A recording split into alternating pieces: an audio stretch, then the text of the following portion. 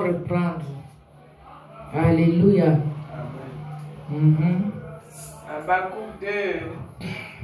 Parce qu'on est en train de parler de comment faire le bilan. Tu dois écrire le bilan. Le bilan n'est pas oral, sinon tu vas oublier. C'est quelque chose de précis, même que tu dois donner avec la date. Ça doit être quelque chose de palpable. C'est une décision que tu prends, une instruction par rapport à une instruction que Dieu t'a donnée. Et tu dois savoir si tu as bien fait, si c'est mal fait. C'est toi qui dois connaître. C'est pour ça que nous lisons Habakkuk chapitre 2, verset 1 à 3. Voilà. Habakkuk chapitre 2, verset 1 à 3. Yes. J'étais à mon poste. J'étais à mon poste. Quand tu es dans ton poste, tu es en distraction. Quand tu es absent là, est-ce que tu peux faire quelque chose quand tu es absent au poste? Voilà. Et je me tenais sur la tour. Oh yes. Je veillais pour voir ce que l'Éternel me dirait. Je veillais pour voir ce que l'Éternel me dirait. C'est ça, un intercesseur. Quand tu pries et après tu attends la réponse que Dieu va te donner. Il attendait. Il veillait pour voir ce que l'Éternel lui dirait. Et ce que je répliquerai. On ne joue pas là-bas. Oh. Après ma plainte. Tourne-toi. Regarde-moi, comment tu vas pas honteux. Et ce que je répliquerai après ma plainte. Verset 2. L'Éternel m'adresse à la parole et il dit: écris la prophétie, grave-la sur les tables, afin qu'on la lise couramment. Tu entends? L'Éternel m'adresse à la parole et il dit: écris. Quand Dieu t'a donné une mission, regarde, écris. Écris. Nous, ici, là, tu as vu comment on écrit ici? On a écrit quoi? Sainteté à Christ notre roi. Sainteté à l'Éternel. Ça veut dire que ici, là, c'est le ministère de la sainteté. On doit vivre la sainteté. On écrit ça.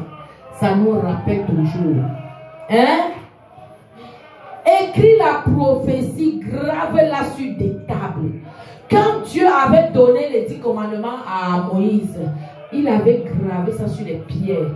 Dieu parlait sur le feu qui sortait, qui écrivait sur les pierres. Écris la prophétie, grave-la sur des tables.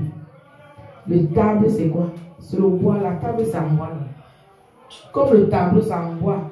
Donc, comme c'est là, écris.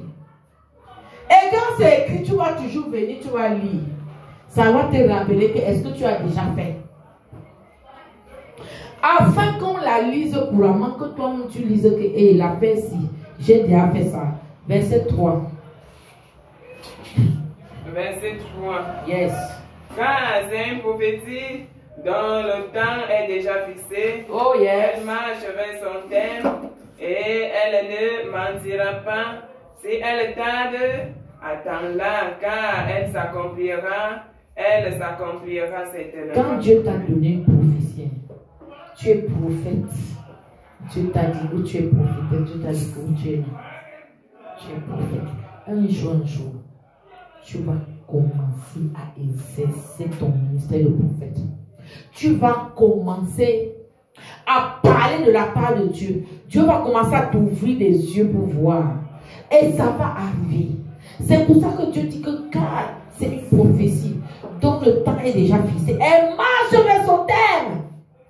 Elle ne mentira pas.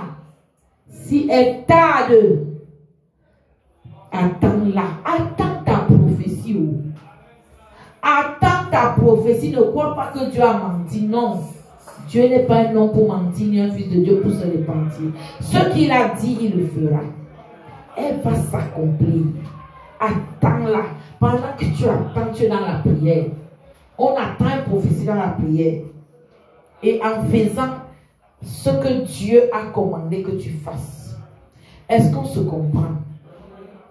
Bien aimé, c'est donc comme ça qu'on marche. Tu dois écrire.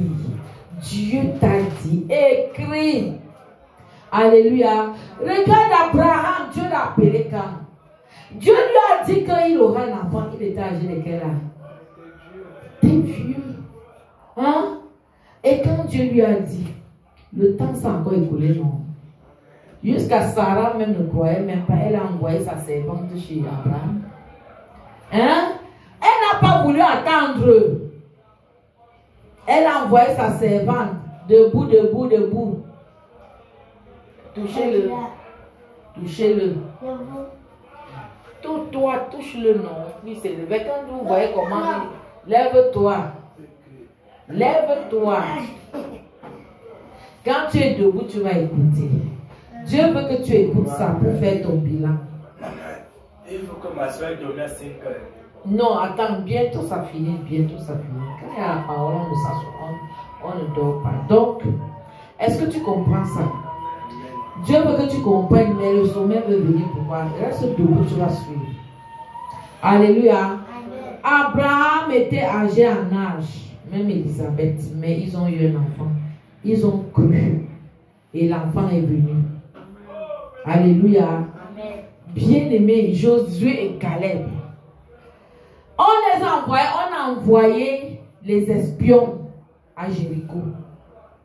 Quand ils sont revenus pour donner le rapport, Josué et Caleb, ce sont les deux seulement qui ont donné un bon rapport. Les autres ont donné un mauvais rapport. Les gens là sont ils sont des géants, ils vont nous, si on part là-bas, ils vont nous tuer.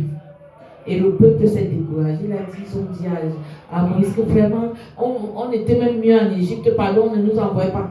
Et ce n'est pas bon. Dieu n'aime pas que tu donnes un mauvais rapport. Dieu n'aime pas que quand il vous envoie quelque part, hein, dans un endroit où, si tu t'assois, ne dors pas, regarde ici. Si tu ne te vois pas me regarder, ça veut dire que tu dors. Est-ce que tu comprends? Alors Dieu envoie des gens. Vous devez apporter un bon rapport. Par exemple, quand nous sommes partis pour prendre la ville de